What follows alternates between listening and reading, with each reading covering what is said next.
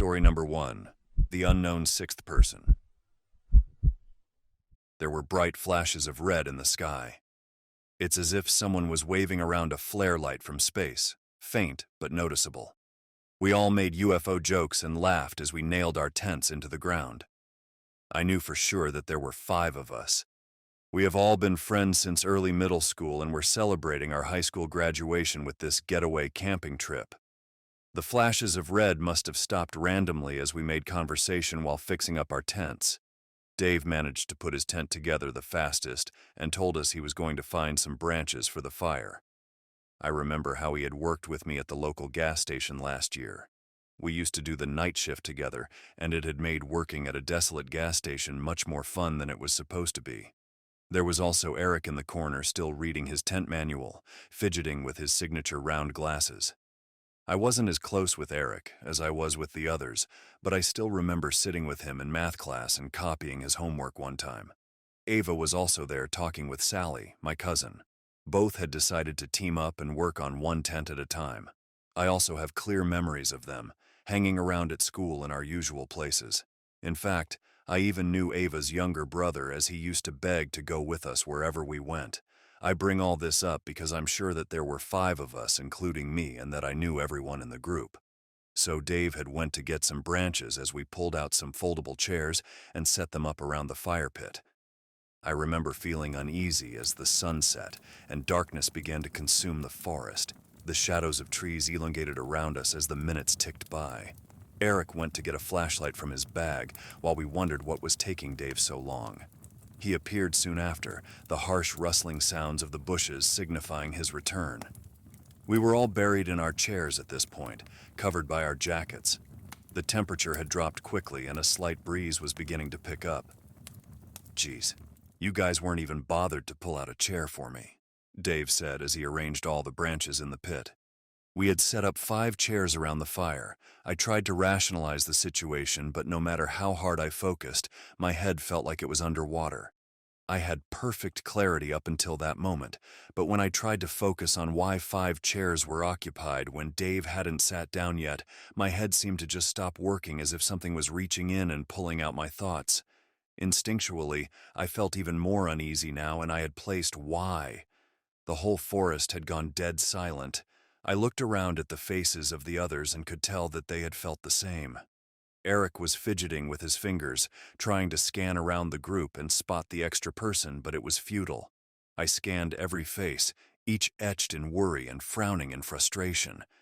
Except for, "It's all right, I'll get the chair myself," Dave said, breaking the silence and somewhat alleviating the tension. I got up and offered to help him. He looked into my eyes and nodded knowingly. We headed away from the fire pit towards the tents, but I kept my eyes glued on our group. "Wait, I don't know," Sally said. Her eyes had gone wide and she was shaking visibly. She continued to look around frantically as Ava moved over to her, placing her hands on her shoulders and trying to calm her down. "I think we should leave this place," Ava stuttered. "Yeah, something just doesn't feel right, but I can't put my finger on it," Dave said. "But it's so dark out in the forest now. We'd probably get lost if we leave now." Someone else said, "Yeah, I think we should stay the night and leave as soon as we can tomorrow." Eric agreed. I tried to protest but realized Eric was right. The woods harbored an oppressive darkness within which navigation would be near impossible. "Let's not sleep in our separate tents just to be safe," Sally said. We all agreed. We only brought 1-person tents with us, but we could squeeze 2 if we tried. That way no one would be alone at night. Following this conversation, we all got up and made our pairs. I went with Dave and Sally like always went with Ava.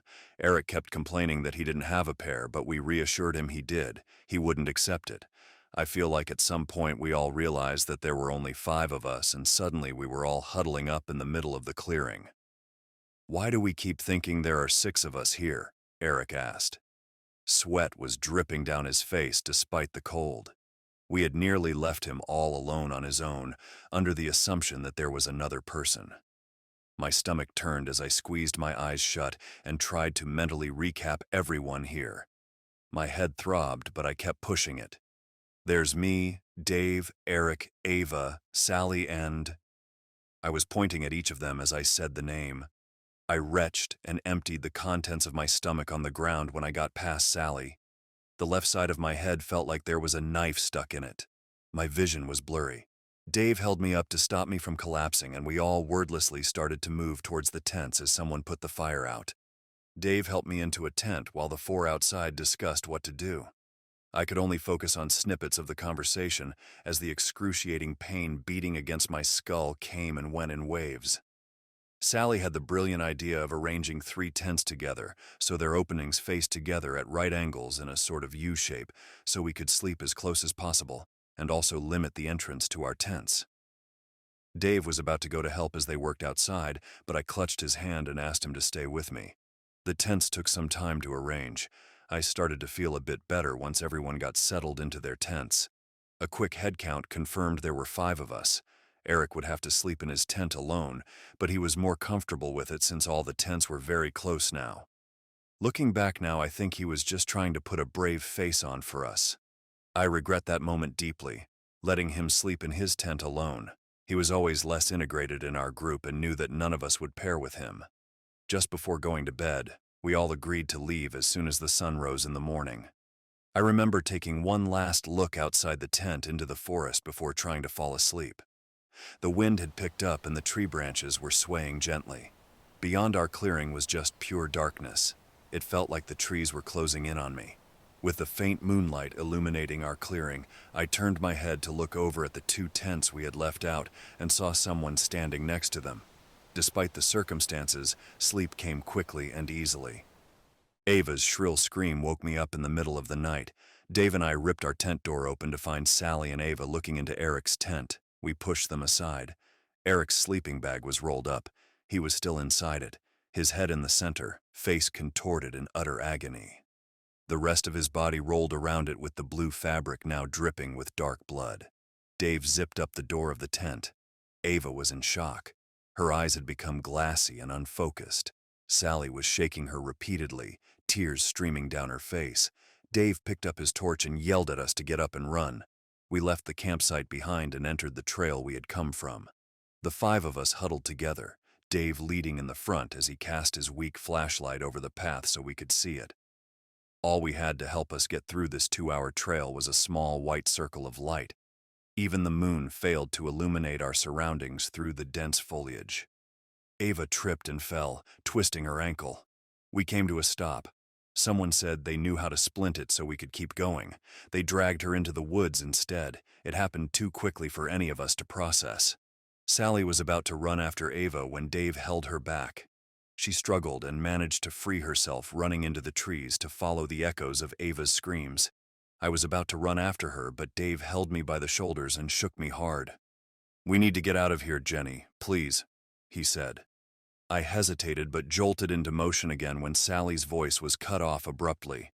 She had been calling out Ava's name as she ran after her. Dave and I continued to run down the trail, trying to get to our car so we could get out of here. There was nothing we could do. At some point, there were 3 of us running on the trail, Dave and I shoulder to shoulder, while someone followed us closely behind. "Dave, who's behind us?" I gasped. My heart was threatening to burst through my ribcage and my legs burned. He turned to look at me. Confusion transformed into fear on his face and then into rage. "You keep running," he told me as he produced a pocket knife from his pants.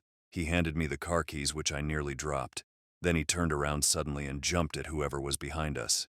I continued to run in fear as the sounds of a struggle grew behind me.